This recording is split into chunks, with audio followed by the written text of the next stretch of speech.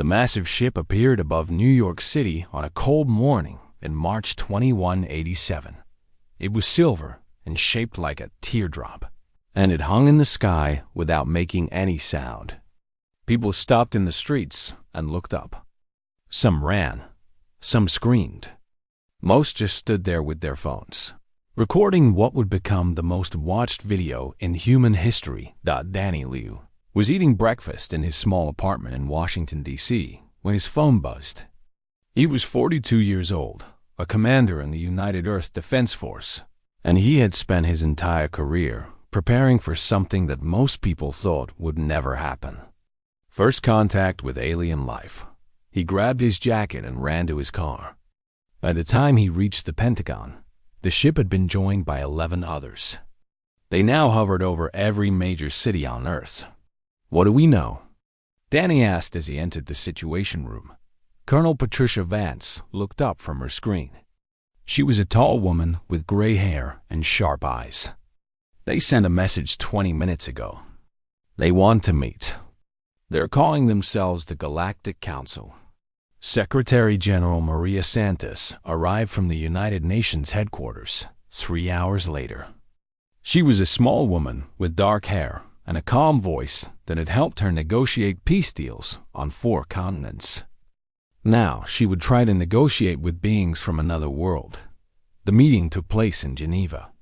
The aliens walked down a ramp from their ship, and the whole world watched on television.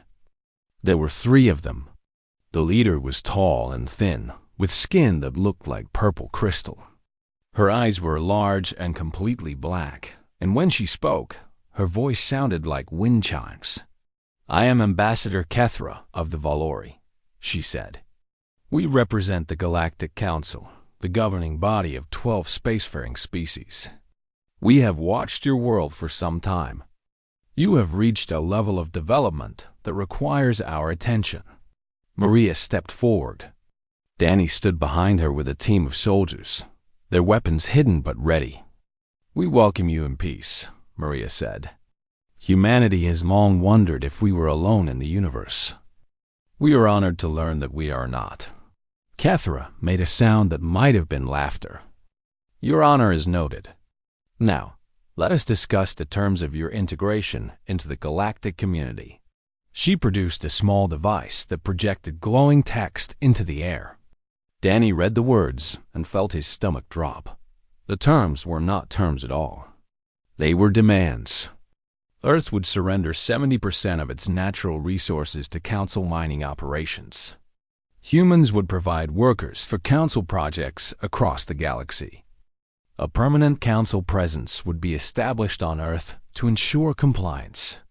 In exchange, humanity would receive protection from external threats and limited access to galactic trade. "This is not a negotiation," Kethra explained when Maria tried to ask questions. "This is how lesser species join the galactic community. Every species we have encountered has accepted these terms. You should consider yourselves fortunate. Some civilizations were simply destroyed." Danny watched Maria's hands. They were shaking slightly, but her voice remained steady. "And if we refuse?" Kethra's black eyes seemed to grow even darker. "No species refuses. The Council fleet numbers in the hundreds of thousands. Your entire planet could be subjugated in a matter of days. Your weapons are primitive. Your ships cannot leave your own solar system. You have no allies, no resources, and no hope of resistance. These are facts, not threats." The meeting ended without agreement, but everyone knew that it was only a delay. The Council gave Earth 1 month to accept the terms. If humanity refused, they would face the consequences. That night, Danny sat in a secure room beneath the Pentagon with his most trusted officers. Lieutenant Samantha Brooks had spent the entire day analyzing data they had secretly collected during the meeting. She was young, only 28, but she was the smartest person Danny had ever met. "They're arrogant," Samantha said quietly. She pulled up holographic displays showing Council ship designs, weapon signatures, and communication frequencies. They didn't even bother to encrypt their transmissions while they were here. They let us scan their ship without any countermeasures. They don't see us as a threat at all. Because we're not, said Captain Kevin Park. He was a pilot, one of the best in the fleet, and he had spent the day running simulations against Council vessels. I ran the numbers 100 times. Our best fighters would last about 30 seconds against one of their patrol ships. That's with our current technology, Samantha said. She looked at Danny with something in her eyes that he recognized. Hope. Sir, their shields operate on a predictable frequency rotation. 12 cycles repeating. If we could build weapons that adapt faster than 12 cycles, we could bypass their shields entirely, Danny finished. Samantha nodded. It would take time. Years, probably. And we would need to hide everything from them. Danny stood up and walked to the window. Outside, the night sky was clear, and he could see the Council ship hovering over the city like a silver moon. Somewhere up there, Kethra was probably sleeping peacefully, confident that these primitive humans would soon submit like every other species had. She was wrong. Start the project tonight, Danny said. Use only people we trust absolutely. Nothing on any network, nothing digital. Paper records only, stored in locations they would never think to look. What do we tell the Secretary General? Kevin asked. Danny turned back to face his team. We tell her that we're preparing to comply with the Council's terms. We smile. We nod. We do everything they ask. And while we're doing that, we build something they've never seen before. And then? Samantha asked. Danny thought about his daughter, who was 12 years old and dreaming of becoming an astronaut. He thought about all the children on Earth who would grow up as slaves to an alien empire if humanity gave up now. He thought about every war humanity had ever fought, every time they had faced impossible odds and refused to surrender. And then, he said slowly, we show them what happens when you try to conquer Earth. The next month passed quickly. Maria Santos signed the integration agreement in a ceremony broadcast to every screen on the planet. Kethra smiled her strange, crystalline smile and welcomed humanity to the galactic community. Most people cried. Some celebrated, believing the aliens would share their advanced technology and solve all of Earth's problems. Danny watched the ceremony from his secret bunker in the Rocky Mountains. Around him, a team of engineers and scientists worked on projects that would take years to complete. They had no guarantee of success. They had no way of knowing if their plan would work, but they had something the Council did not expect. They had hope. And they had time. The Council had conquered hundreds of worlds. They had never failed. They believed humanity was just another primitive species that would accept its fate. They were about to learn how wrong they were. 6 months had passed since the integration began, and Earth was bleeding. The Valori had established mining operations across 3 continents. Giant machines tore into mountains and drained lakes, extracting minerals that humanity had never even heard of. The Council called it harvesting. The people who lived near the mines called it destruction. The Krethnur came next. They were insectoid creatures, 7 feet tall with hard shells and multiple arms. They were responsible for managing the human workforce, and they did their job with cold efficiency. Every day, thousands of humans were transported to work sites across the planet. Some were sent off-world, loaded onto transport ships, and never seen again. Carlos Mendez watched one of those transports lift off from what used to be Los Angeles. He was 40 years old, a former Marine who had served 3 tours in conflicts that now seemed so small compared to what humanity faced. He had a scar across his left cheek and hands that were rough from years of hard work. That's the 5th transport this week, said Grace Kim. She stood beside him in the shadow of a ruined building, her tablet recording the ship's departure.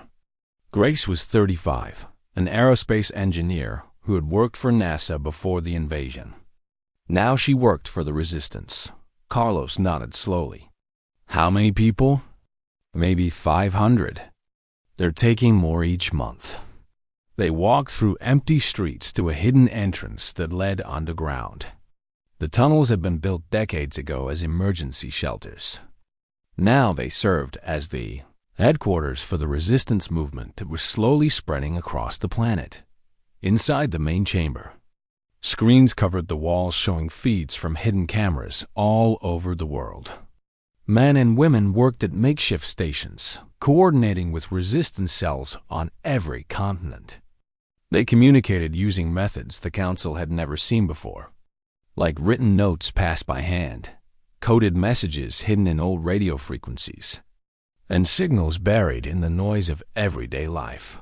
Carlos stood before a large table covered with maps and documents. Around him gathered the leaders of the resistance. Some were soldiers like him.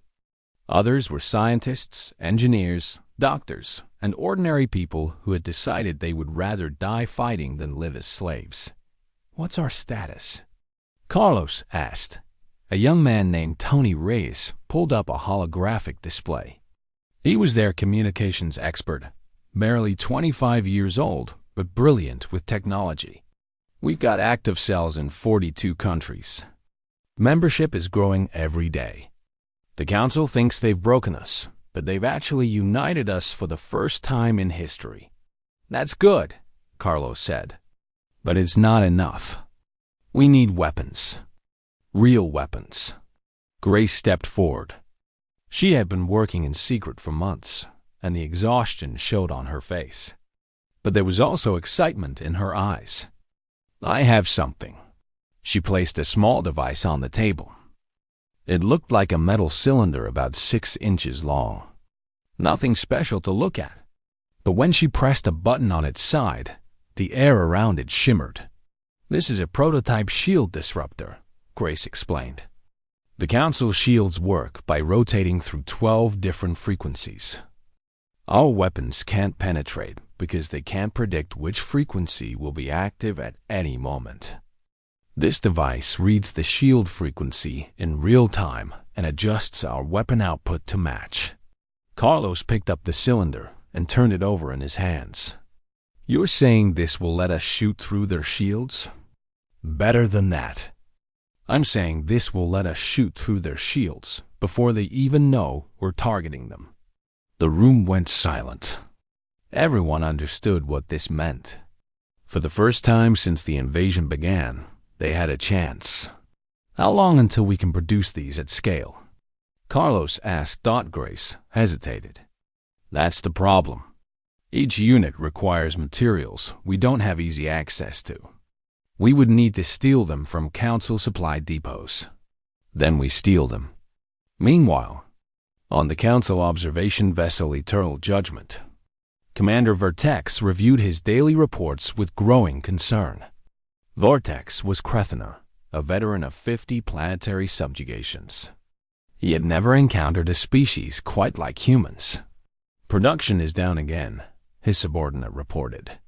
"Human workers in the Asian mining sector have decreased output by 32% this month alone." Vertex clicked his mandibles in frustration. "Sabotage?" "Unknown, Commander.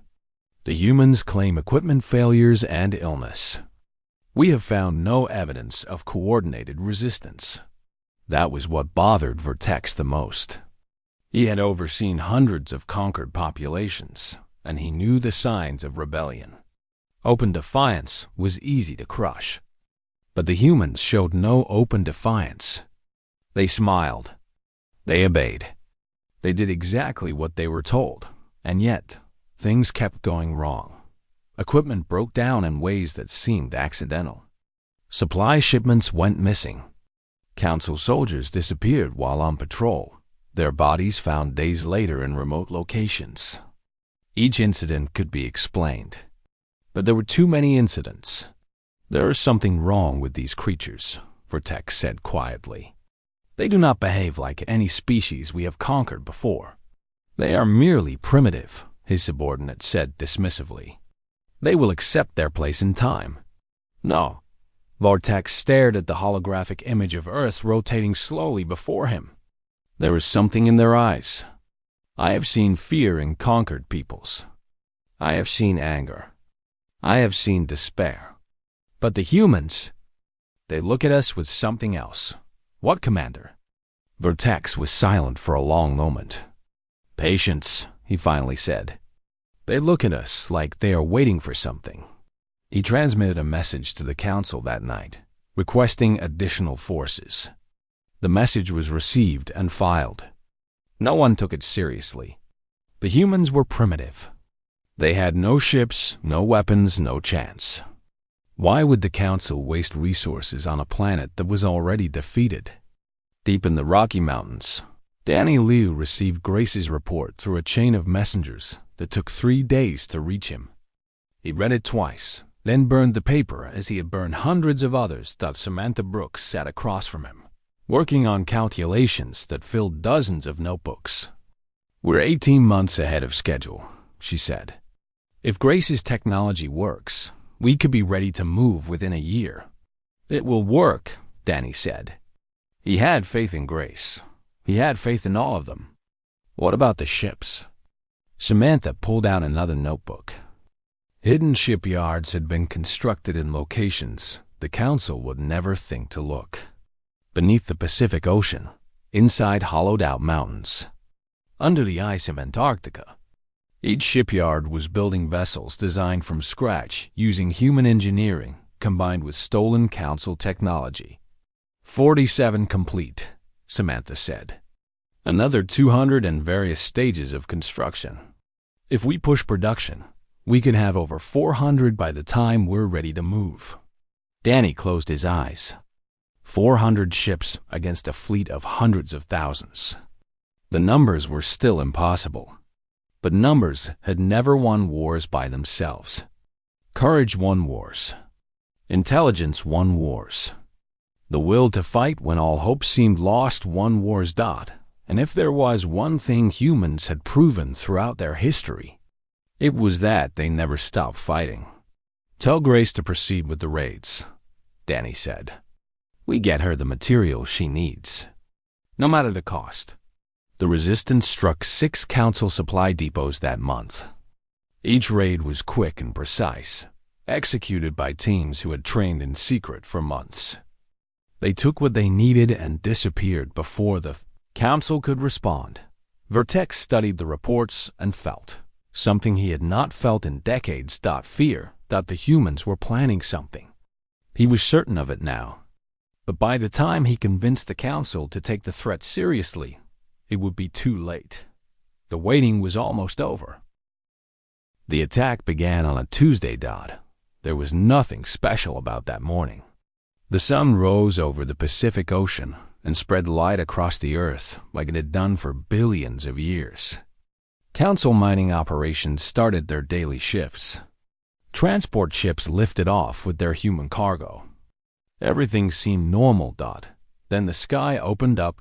Captain Denise Murray stood on the bridge of the Defiance as it broke through the ocean surface off the coast of Hawaii. Water cascaded off the ship's hull as it rose into the air, its engines glowing blue against the morning light. Around her, 300 crew members worked at their stations with practiced efficiency.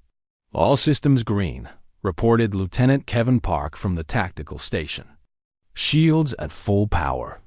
Weapons charged and ready. Denise looked at her crew. Most of them were young. Many had never seen combat before today.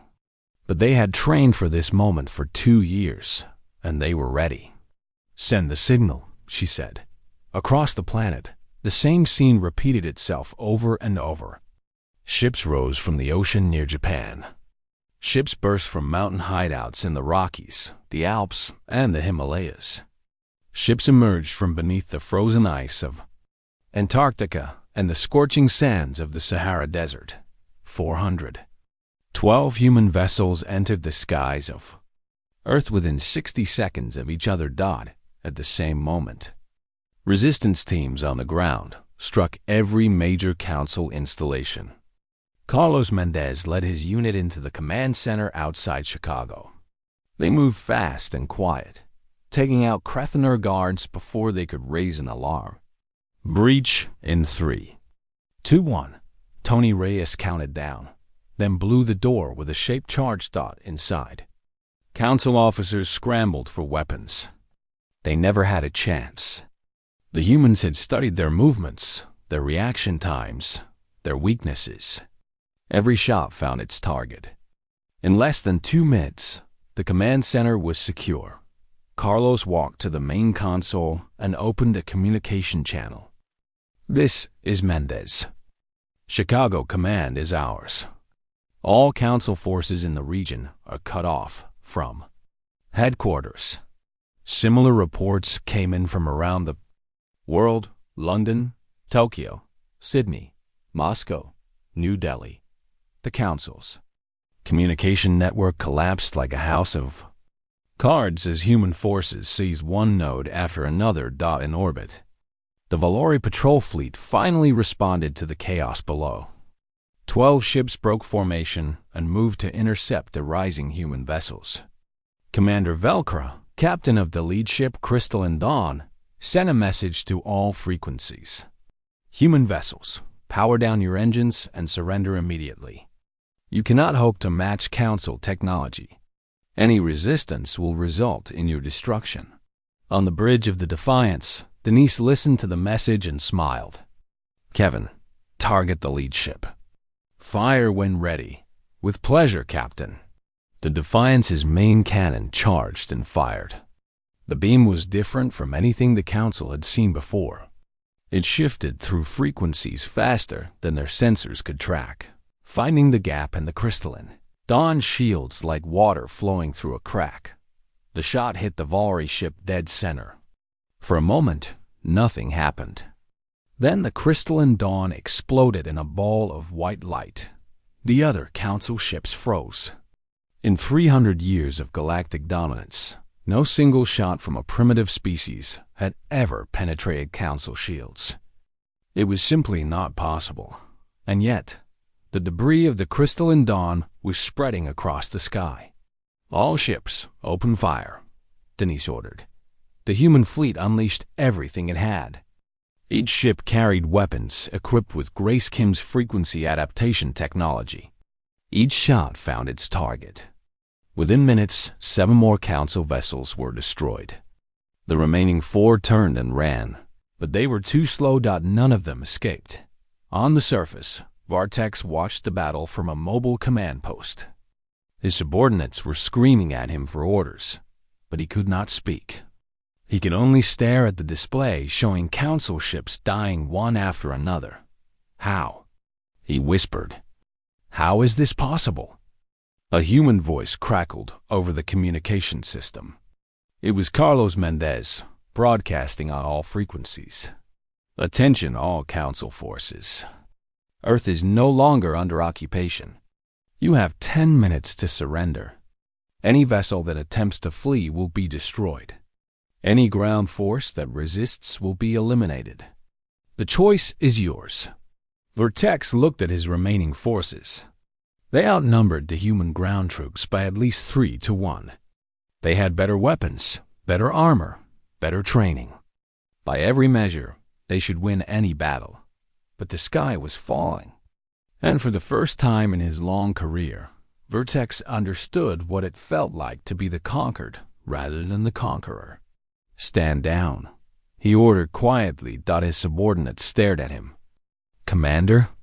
"I said stand down. All forces, lay down your weapons. We surrender." The liberation of Earth took 6 hours. By noon, every Council installation on the planet was in human hands. The few Council ships that had tried to flee had been shot down by human vessels that moved faster and hit harder than anyone had thought possible. Over 4,000 Council soldiers had surrendered. The rest were dead. Danny Liu walked through the streets of Geneva, where it had all begun. The city was celebrating. People were dancing, crying, hugging strangers. Flags of every nation flew from every window. For the first time in 18 months, humanity was free. Maria Santos found him standing in front of the building where she had signed the integration agreement. She looked 10 years older than she had before the invasion, but there was light in her eyes that he had not seen in a long time. "We did it," she said softly. Danny nodded. "The first part. But this isn't over. The Council will send more ships." "A lot more ships, I know." Maria looked up at the sky, where human vessels patrolled in formation. "But we've proven something today. We've proven that we can fight back. And that changes everything." That night, Danny received a message from Grace Kim. She had been monitoring Council communications and had intercepted a transmission from their main fleet. "They're calling it the Grand Fleet," Grace reported. 3,000 warships. They're assembling now. How long until they reach Earth? 3 months. Maybe 4. Danny looked at the numbers. 400 human ships against 3,000 Council vessels. Even with their new technology, it would be the hardest fight humanity had ever faced. But they had done the impossible once. They could do it again. "Tell everyone to rest while they can," Danny said. "And then get back to work. We're going to need more ships. A lot more ships." Across the planet, humans celebrated their freedom. They did not know that an even greater battle was coming. They did not know that the Council was already planning its revenge. But they knew one thing for certain. They would never surrender again.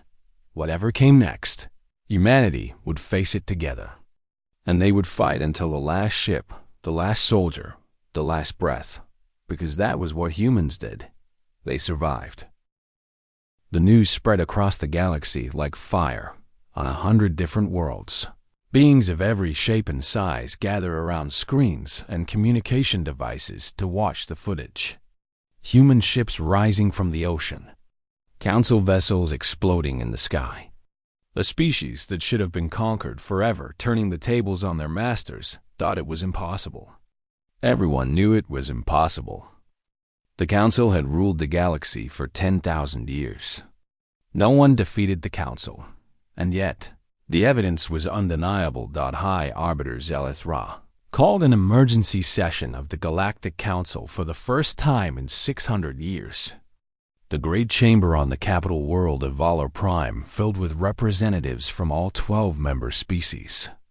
They argued and shouted and demanded answers that no one could give. "This is an embarrassment," Zelithra declared. Her crystal skin glowed with barely contained fury. "A primitive species has destroyed our patrol fleet and captured our personnel. This cannot stand." Ambassador Tith of the Delori raised one of his appendages. The Delori were an aquatic species, known for their careful thinking and peaceful nature. They had joined the Council centuries ago and had always been uncomfortable with its methods. "Perhaps we should consider negotiation," Tith suggested carefully. "The humans have proven themselves capable. Perhaps they deserve a place at our table as equals rather than as servants." Zelithra's laughter echoed through the chamber. "Equals? They are insects. They have won a single battle through trickery and surprise. The Grand Fleet will crush them and restore proper order. We have lost 47 vessels," Tith pointed out. 12,000 personnel. The humans achieved this with technology they developed in secret while we occupied their world. "Does that not concern you?" "It concerns me that we underestimated them," Zelithra admitted. "A mistake we will not make again. The Grand Fleet will depart within the week. 3,000 of our finest warships. This time, there will be no survivors." The vote was swift. Only Tith and 2 other representatives opposed the action. The Grand Fleet would destroy Earth and serve as a lesson to any other species that might dare to resist the Council's rule. On Earth, humanity prepared for the battle of its existence. Admiral Patricia Vance stood in the command center of the newly completed Battle Station Armstrong. It had been built in secret over the past 2 years, hidden in the asteroid belt where Council sensors never thought to look. Now it served as the headquarters for Earth's defense. Around her, Hundreds of officers monitored screens showing the status of every human ship, every weapon system, every defensive installation. The fleet had grown to 600 vessels, but it was still outnumbered 5-1. "They're entering the system," reported Samantha Brooks from the sensor station. 3,042 ships in standard council formation. Arrowhead pattern with carriers in the rear. Patricia studied the display. The council formation was textbook perfect, exactly what they had used in every conquest for the past 3,000 years. They were confident. They believed their numbers would be enough.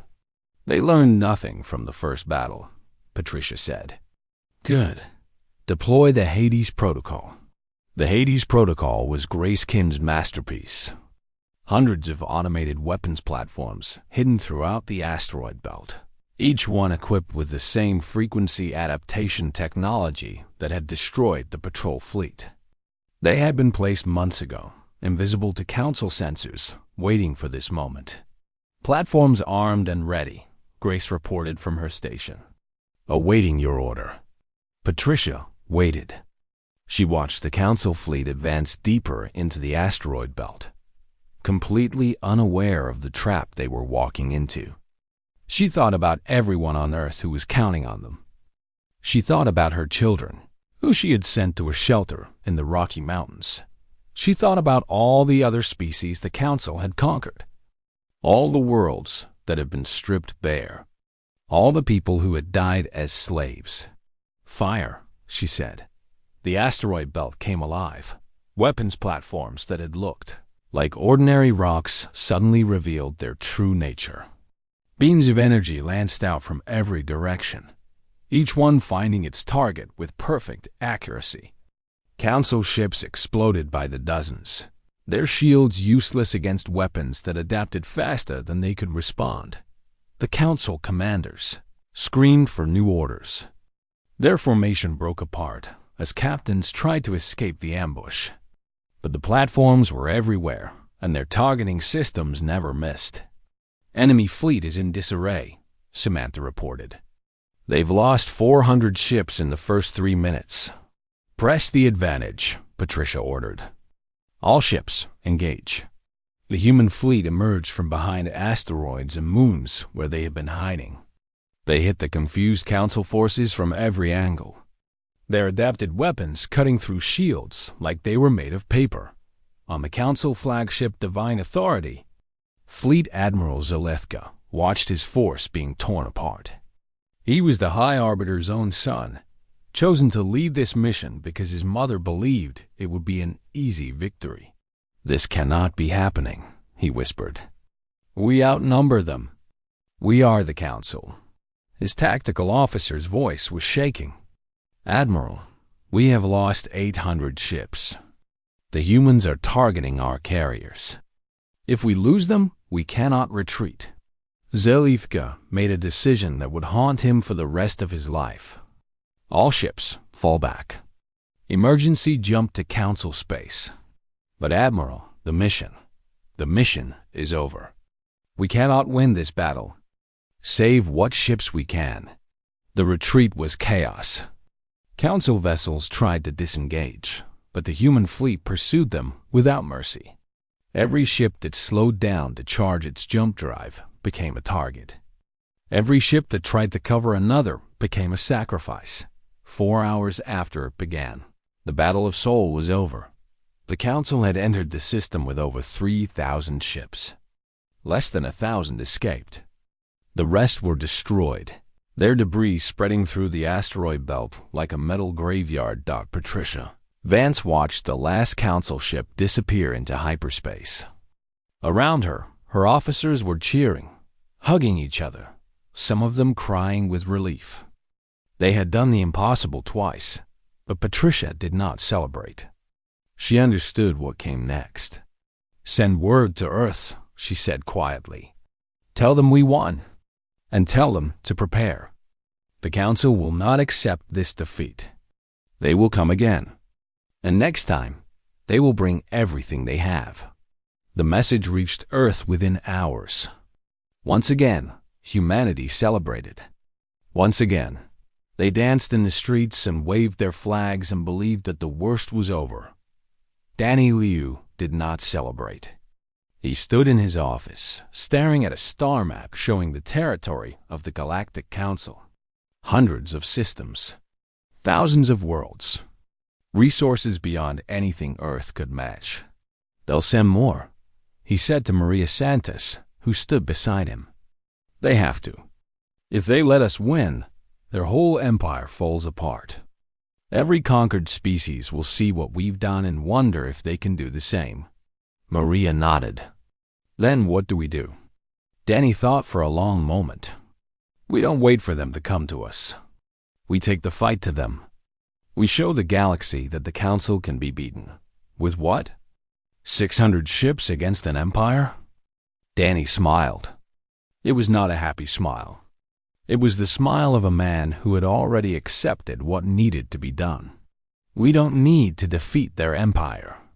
We just need to break their myth. The Council rules through fear. They've convinced the galaxy that resistance is impossible. We've proven it's not. Now we need to spread that message. He pulled up a new display showing the locations of Council shipyards, supply depots, and communication stations. We hit them where it hurts. We free their slaves. We arm their subjects. And we show every conquered species in the galaxy that they don't have to live in chains. Maria stared at the map for a long moment. Then she nodded slowly. When do we start? Tomorrow. The war was just beginning. But for the first time in 10,000 years, the Council was afraid. And fear, Danny knew, was how empires fell. The Galactic Council chamber had never been so quiet. 3 months had passed since the destruction of the Grand Fleet. In that time, everything had changed. Human ships had been spotted in Council space, but they did not attack major worlds. Instead, they appeared near slave labor camps and mining colonies. They destroyed the Council guards, armed the prisoners, and vanished before reinforcements could arrive. On 17 different worlds, uprisings had begun. Species that had been conquered for centuries saw what the humans had done and found their courage again. The Council was putting out fires everywhere, but for every rebellion they crushed, 2 more appeared. High Arbiter Zelithra had been removed from power. Her son's failure at Sol and her own arrogance had cost the Council too much. A moderate coalition led by Ambassador Tith now controlled the government, and they faced an impossible question. What do you do with a species that should not exist? The human delegation arrived at Vala Prime aboard the Defiance. It was a small group: Secretary General Maria Santos, Admiral Danny Liu, and Grace Kim. They were escorted by 100 human soldiers who marched through the Council capital with their heads held high. The citizens of Vala Prime watched from their windows. They had never seen anything like this. Conquered species did not walk freely through their streets. Conquered species did not look at them with calm, steady eyes. The Council chamber was full when the humans entered. Representatives from all 12 species sat in their designated sections, some hostile, some fearful, and some curious. Tith waited at the central podium, his aquatic body shimmering in the artificial light. "You requested this meeting," Tith said. His voice was calm but careful. "We are prepared to discuss terms." Maria walked to the speaker's platform. She was dressed simply, in the same clothes she had worn to every diplomatic meeting since the invasion began. She did not look like a conqueror. She looked like what she was, a tired woman who had fought too hard for too long. "We are not here for terms," Maria said. Her voice carried through the chamber, amplified by speakers that translated her words into a dozen different languages. "We are here to deliver a message." She activated a holographic display. Earth appeared, floating in the center of the chamber. Blue oceans, green continents, white clouds. A beautiful world that had almost been destroyed. 20 months ago, you came to our planet and told us we had no choice. You said we would be subjugated, our resources harvested, our people enslaved. You believed this because you had done it to countless others, and no one had ever stopped you. She paused and looked around the chamber. Some representatives refused to meet her eyes. Others stared at her with open hatred. A few, including Tith, watched with something that looked almost like respect. We stopped you, not because we are stronger or more advanced. Your technology was superior to ours. Your numbers were greater. By every measure, you should have won. But you made a mistake that every tyrant in human history has made. You assumed that because we smiled and nodded, we had accepted our fate. You forgot to consider that we might be waiting. Danny stepped forward and stood beside Maria. He had spent his entire military career preparing for battles he thought would never come. Now he had fought in two of the most important battles in human history, and he had won them both. Earth will not seek revenge, Maria continued. We will not conquer your worlds as you attempted to conquer ours. We are not like you. We do not believe that strength gives us the right to enslave others. A murmur ran through the chamber. This was not what they had expected. Conquered species either submitted completely or fought until they were destroyed. They did not win and then offer mercy. But understand this, Maria said, and her voice grew harder. We are watching. Every species you have subjugated, every world you have stripped bare, every atrocity committed in the name of galactic order. We know about all of it, and we are prepared to ensure it never happens again. Grace walked forward carrying a small data chip.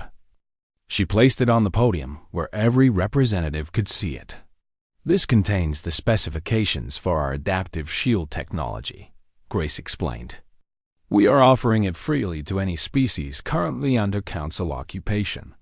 Any world that wants to defend itself against Council aggression will have the tools to do so. The chamber erupted. Representatives shouted over each other in a dozen different languages. Some demanded that the humans be arrested. Others called for immediate war. A few sat in stunned silence, trying to understand what was happening. Tith raised his appendages for silence. It took several minutes, but eventually the chamber quieted. What do you want from us? He asked. Maria's expression softened slightly. We want what every species wants. To live in peace. To explore the stars. To build something that lasts. We could have destroyed your fleet entirely. We could be conquering Council worlds right now. Instead, we are standing here, offering you a choice that you never offered us. She turned to leave, then paused at the chamber door. You called us primitives. Perhaps you were right. We are young, and we have much to learn about the galaxy. But we have learned one thing very well over our short history: how to fight for our survival. Remember that the next time you consider whether a species is worth conquering. The human delegation departed 1 hour later. The Defiance lifted off from Valor Prime and jumped to hyperspace, leaving behind a galaxy forever changed in the weeks that followed. The Council voted to end the practice of forced integration. Species that wanted to join could do so as equals. Species that wanted to remain independent would be left alone. It was not perfect justice, but it was a beginning. The shield technology spread faster than anyone expected. Within a year, dozens of worlds had built their own defense systems. The era of easy conquest was truly over. On Earth, life slowly returned to normal. The mines were closed. The labor camps were converted into memorials. Children went back to school and learned about the invasion in history classes. Most of them could not understand how the world had ever been any different. Danny Liu retired from the military and wrote a book about his experiences. It became the most popular book in human history, translated into every language on Earth, and eventually into dozens of alien languages as well. Grace Kim received the highest honors humanity could offer, but she avoided the spotlight. She went back to work, designing new technologies that would help humanity explore the stars as friends rather than conquerors. Carlos Mendez returned to his hometown in Texas and opened a small restaurant. He never talked about the war unless someone asked, and even then, he kept most of the details to himself.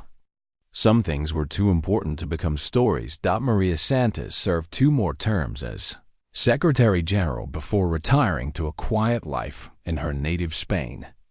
She spent her final years tending a garden and playing with her grandchildren.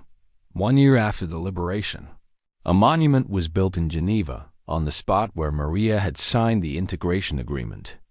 It was a simple stone pillar with a single phrase carved into its surface. "We survived." That was all it needed to say. Humanity had faced its greatest test and had not been found wanting.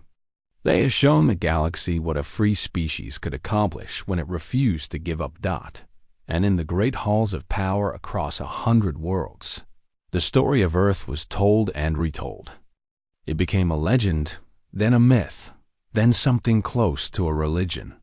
The small blue planet that had said no. The primitive species that had broken an empire. The Galactic Council still existed, but it was never the same. Its power rested on fear, and the humans had proven that fear could be overcome. Every time a council representative considered conquest, they remembered what had happened at Sol. They remembered the ships rising from the ocean. They remembered the Grand Fleet burning in the asteroid belt. They remembered the silence that had fallen over the council chamber when a tired woman in simple clothes had told them that their time was over. Some empires fall with fire and blood. Others fall with a whisper. The Galactic Council fell with silence, and in that silence, humanity found its voice.